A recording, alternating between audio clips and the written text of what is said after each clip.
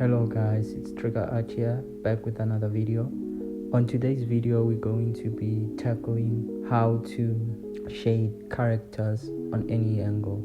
So the first step is understanding light source, where the light source is coming from. As always, I'll be using the circle as a demonstration.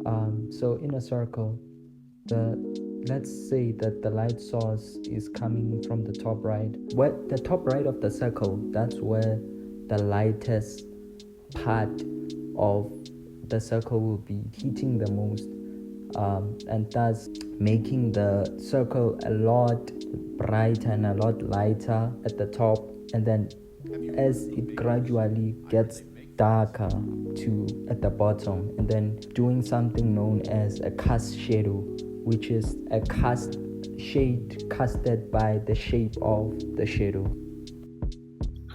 So I'm going to show you how to shade your characters, how to apply cel shading to your characters here. I will start by then adding another layer, and then clipping it to the color layer, and then reducing the opacity to 50%.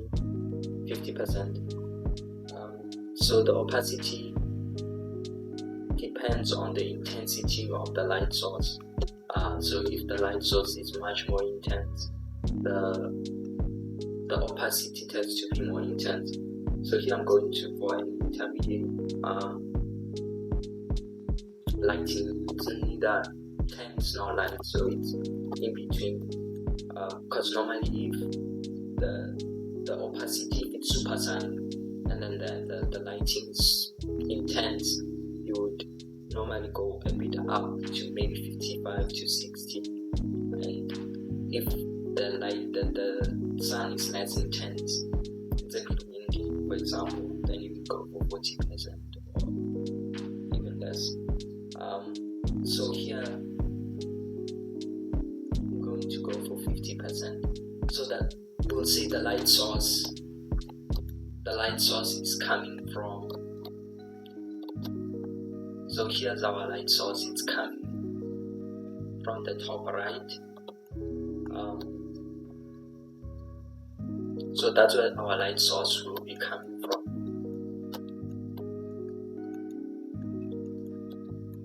And then I'll just use black as a neutral color for this tutorial.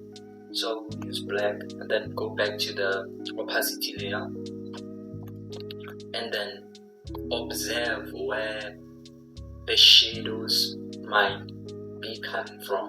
So since this side here, the left, will be mostly covered in shadow since there's no present light. So we'll start by adding our shadow somewhere around here from the side. Since it's normally this will be the location that is covered by shadow, there won't be any light that is visible this side. And we'll also draw a cast shadow here that goes all the way here to his shoulder.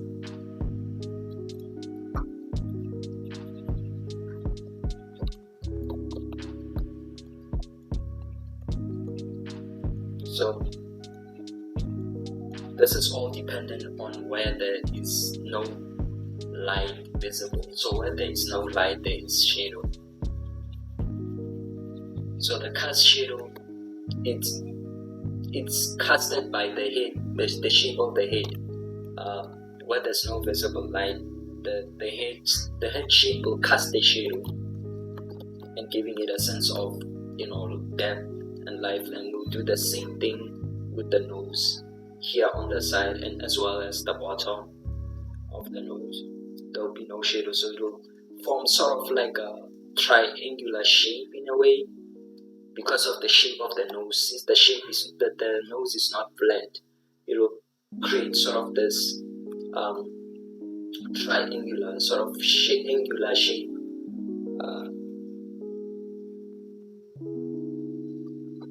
You can see that the character is now beginning to come into life. beginning to look less flat.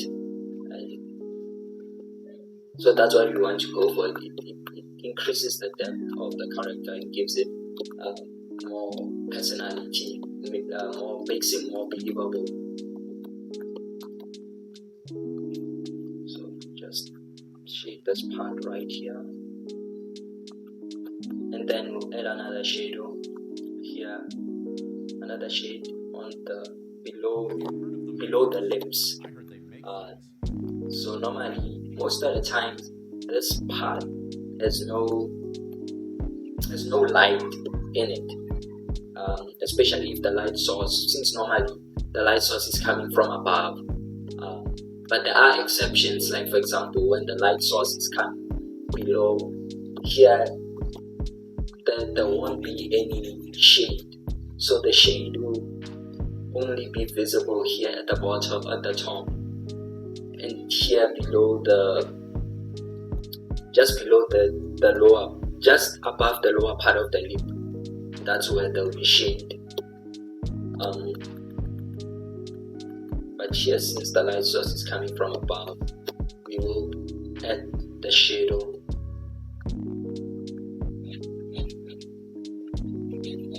to the character. So yeah, now you see his lips have more as shape, much more believable.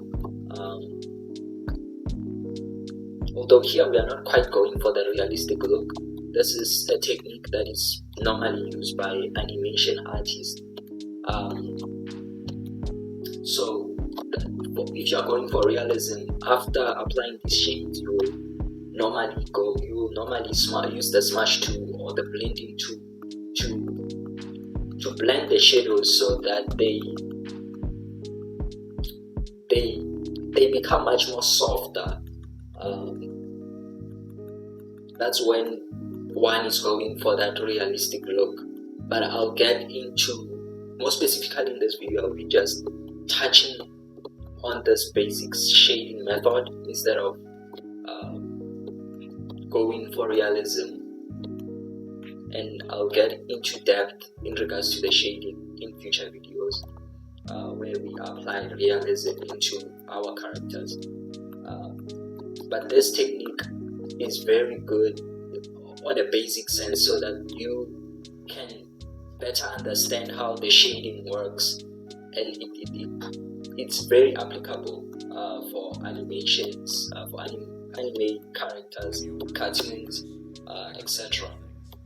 So we'll also be adding shade here on the side of below the eyebrow, well, where the rest of the eye rests, where it rests over here normally. So to create that emphasis, we'll add shading just around, and also below, underneath, just underneath the eyelashes, to show that the light is not present. Also within the ear, these are areas that light is not present.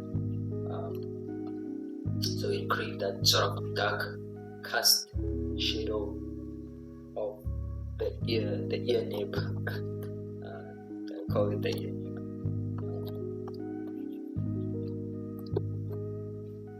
So if you are drawing like a large character, like a sort of, let me not say bulky, but I guess a huge character who doesn't have hard, like on his neck, it's normally softer. You wouldn't add this type of shade. You will just leave it as is. But for a slimmer character, it is applicable. So now that we've done our shadow, we will be getting into where the light is coming, where the highlight is hitting. We will add highlights. So here I'll draw a circle. So this is where the sun is hitting his head. You see this a lot with a lot of boldy characters, because since the sun is too intense, there will be a huge highlight where the sun is directly hitting, and this is where you will see this shiny effect on the character. And then on the nose, on the side of the nose as well, there will be highlight. On the eyes, there will also normally be highlight to bring the character to life. And you can go as dark as you want, as detailed as you like with the characters, because normally it's a stylistic choice for the most part. As long as you understand where the light is coming from, then everything else becomes much more easier. It becomes less complicated and less intense. So there will also be a light source here on the edge of the ear. You won't be seeing any highlight here below, since the sun is not really it's not really hitting here. It's still bright, but the sun is not hitting. So we normally emphasize the highlight where the sun is more intense, it's more visible. So yeah, you have your cel shading, and then what you do is you add another layer and then clip it to the color layer, and then reduce the opacity to a lot lower, like around 30 or so. So this is where we'll be adding our darkest shadow. For example, here on the ear nib, there is a cast. There will be another cast shadow that is casted by the ear nib here, and then another one that goes here to show that it's to emphasize the edges and the dimension of the ear, and also underneath the nose, where it becomes a lot darker, and also underneath on the neck, underneath the head. This is where it will be the most darkest. So just add that shade right there, and then basically you have your shading. So we'll be applying the same technique here. The light source on the second image will be coming from the same place, except here it's from a different angle. So this is, we are imagining that the camera is rotating, but while the light source is still the same. So it gives you a sense of a feel of the three-dimensional space. This character is on a three-dimensional space, and then it becomes much more believable. So we'll go back to the first clipped layer, and apply the same technique. So the difference here is that this entire area will be filled with shadow, since the light is not present. This entire area here will be filled with shadow.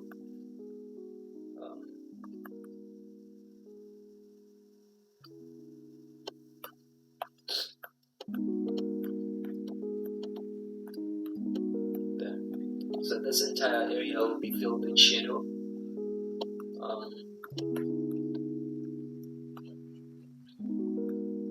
Since there's no light present.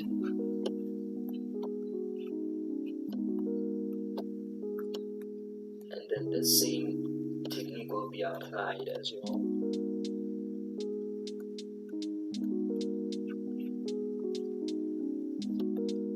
So that triangular shape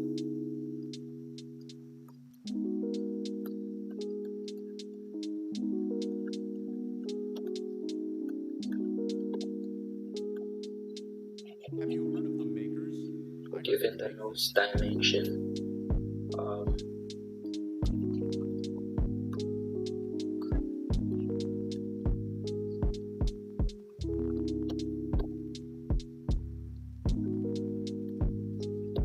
By the way, the software I'm using here is IB's Paint.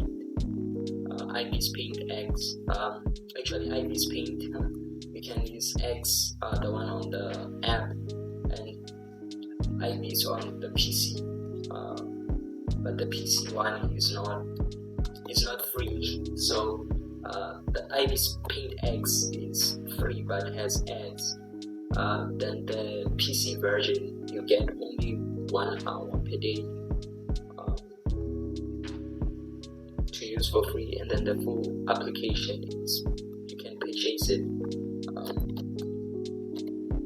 So here, because the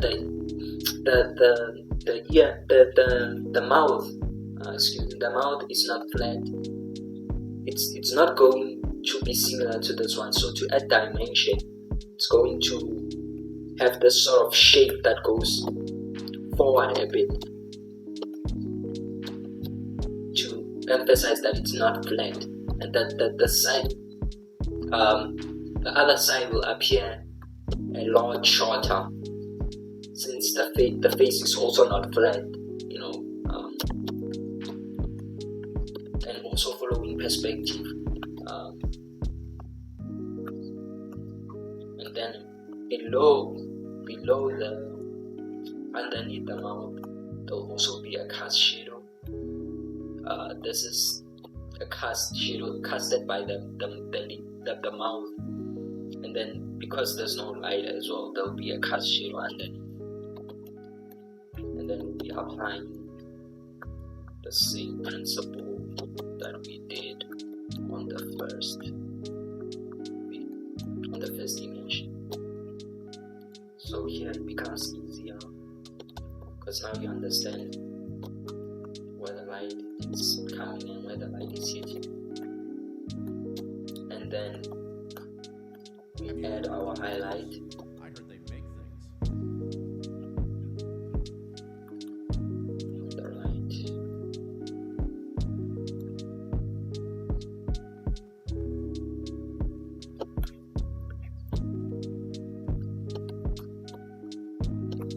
On the eyes.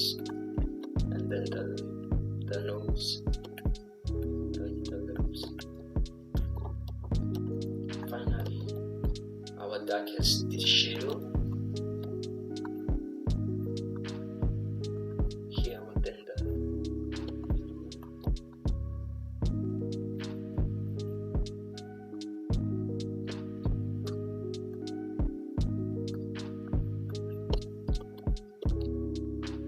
and then another cast shadow that's casted by the ear here.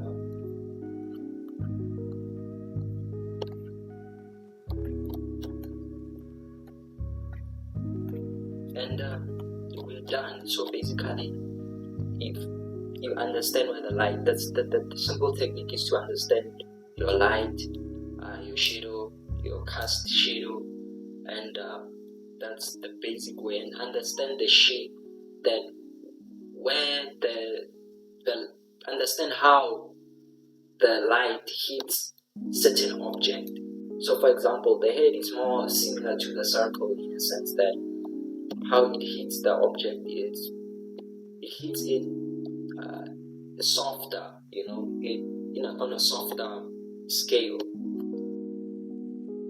So another demonstration is there are various ways in doing this. The first option would be the sun, the one that we were doing, and then the second one would be the sun coming from the left.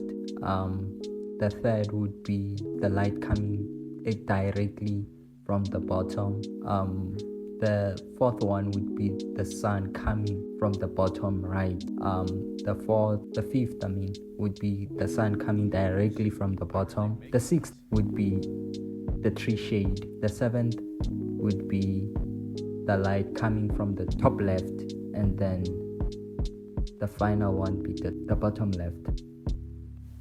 If you found this video very helpful, please like, share, comment and subscribe. Thank you guys for watching, and I'll see you on the next one.